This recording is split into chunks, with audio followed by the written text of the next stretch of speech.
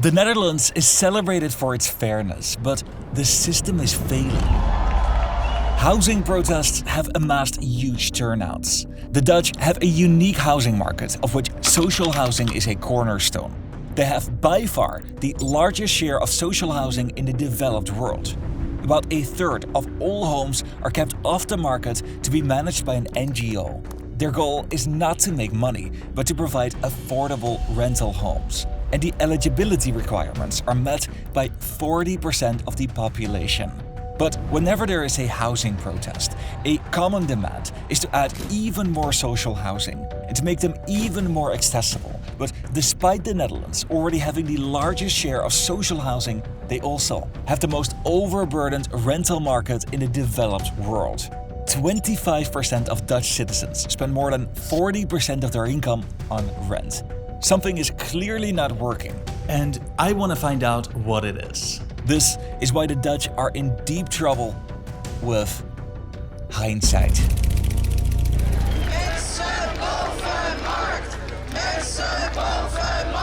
Over the past years, major protests have erupted. Het gaat over de basis van de mens en dat is een huis.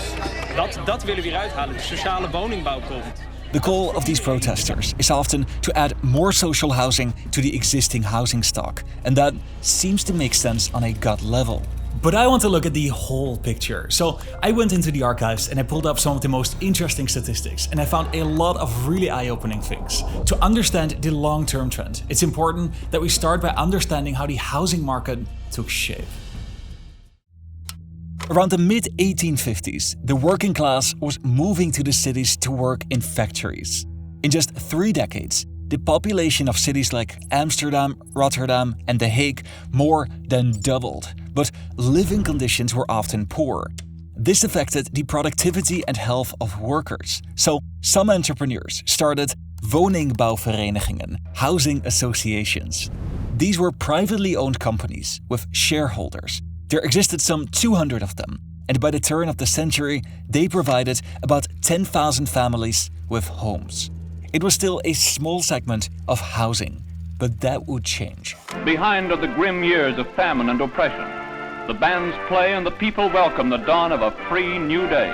World War II left the country in ruins.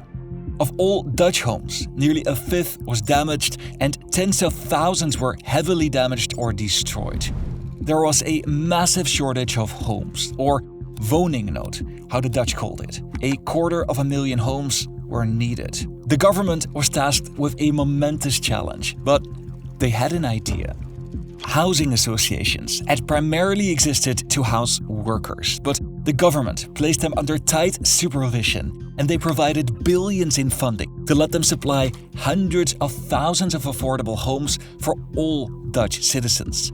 It led to a building frenzy. Between 1950 and 1980, they added 2.5 million new homes, almost doubling the entire housing stock. The shortage of homes now dropped from around 300,000 in 1945 to about 75,000 in 1970.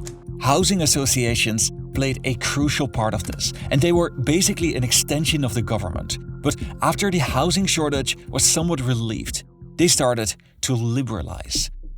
One of their goals was to encourage homeownership. In 1945, most people were still living in a privately rented apartment. Over the years, this figure dropped substantially to just 19%. Homeownership had become more common.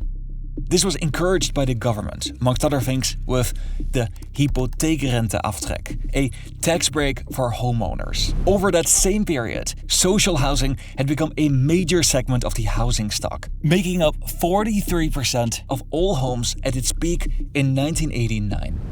The transition to widespread social housing had cost the government billions, and in the 1980s and 90s, many felt that it was time for these associations to stand on their own feet.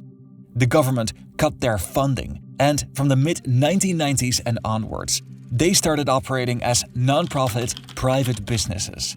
They had a social mission to provide affordable housing, but were now operating without any subsidies. So in many socialist countries, these types of homes are owned by the state, whereas in countries like the United States, housing is almost entirely driven by the market. But the Dutch created a hybrid model. Non-profit housing operated with market-oriented principles. So how did it go wrong? So the only reason why we can make these videos is because we have sponsors. They help us pay for editors and writers, and today's sponsor has been a longtime friend of the channel.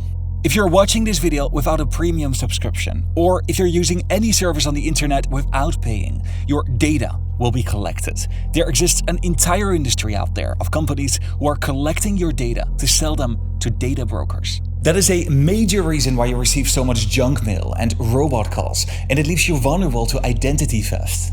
The solution is Incogni. They reach out to data brokers on your behalf, and they make requests for your data to be deleted. They already took my data off 135 lists, and they're working on 12 more at this very moment. In the activity log, you can see exactly of which list your data has recently been deleted. If you want to restore your privacy, Incogni is offering a 60% discount of an annual plan if you use my link in the pinned comment or in the description. That is 60% off a yearly plan. And now, let's go back to the Netherlands. Housing was historically considered a social good, but it became a tool for building wealth. So I mentioned that tax break for homeowners, and that's a good example. It was originally conceived to encourage people to buy a home. If you buy a house for $500,000 and get a typical 30-year mortgage with a 4% interest rate, you pay about €360,000 in interest, which was made tax deductible. Homeowners, while paying off their mortgage, save over €130,000 in taxes. That's great if you own your house, but here's the problem. You got a major tax break, but your neighbor who rents a similar house didn't get any of that. In other words, the system drives inequality between people who own and people who rent. And that's just a small piece of the puzzle. Social housing exists for the 40% of people with the lowest incomes. Housing associations build and manage these homes, and the first years after being deregulated were ridden with scandal. De Rotterdam voeren de nieuwe waterweg uit. This is the SS Rotterdam, a cruise ship that was launched in 1958. It has since traveled the world until, after decades of service in 2000, it was time to retire. So what does this have to do with housing? Nothing. But a major housing association in Rotterdam purchased this ship for €30 million. They started renovations with the idea to convert it into a hotel and a tourist attraction. This raised a lot of eyebrows because the mission of a social housing organization is to provide affordable housing. Don't forget, they're a non-profit. So why would they get involved with this kind of projects? But then they had an unexpected setback. They believed that they would spend about €6 million for the renovation, but it ended up costing €256 million. These stories led to a debate about whether housing associations should perhaps be regulated a little bit more, and that's what started happening in the early 2010s. But more cracks started to show. In Amsterdam, the city with the highest cost of living and arguably the hardest place to find an affordable home in the city center, housing associations started selling their assets en masse. As a result, this reduced the affordable housing stock in the city center. This contributed to a higher cost of rent because the prices of private rentals were increasing faster than those of social rentals. But it was designed to make housing less dependent on social housing. In 2013, the government imposed the verhuurdersheffing, the landlord levy. This tax forced housing associations to pay billions of euros to the state and to push more houses to the private market. One of the goals of these policies was to make it easier for people to buy a home by increasing the availability of houses on the private market. But the rate of home ownership didn't change at all. It basically flatlined. And now with these measures, it became more difficult for housing associations to build new homes. The state is obliged to reduce greenhouse gas emissions by the end of 2020. In 2019, a court ruling forced the Netherlands to lower their emissions of nitrogen, and this immediately froze 18,000 projects, including the construction of 75,000 housing units. The rate of construction was already trending downwards, while over this same period, the shortage of homes was increasing. In 1945, there was a shortage of about 300,000 homes. This lowered over the next years, but especially in these last 2 decades, it really got out of control, with a peak of 450,000 homes in 2025. In numbers, not percentages, the Netherlands now has a greater housing shortage than in the years after World War II. In 2020, 1 in every 3 homes in Amsterdam was sold to foreigners. This sparked debate about opkoopbescherming, purchase protection. The policy aimed to protect homes that were owner-occupied to be bought up by investors. It was rolled out in most major cities. In 2021, over 15,000 people participated in a march demanding more affordable housing. It was the largest housing protest in decades. The cost of housing had nearly doubled in the 10 years between 2012 and 2022. And between these 2 years alone, home prices increased by 20%. People were angry. The policies that were supposed to provide more affordable homes and to make buying easier, renting cheaper, and they were intended to create more equality in the housing market were failing miserably for them. And now there's a new plan.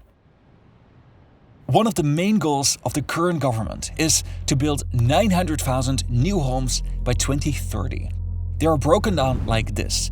300,000, or a third, is expected to be built and managed by social housing organizations. So the government still believes in this approach.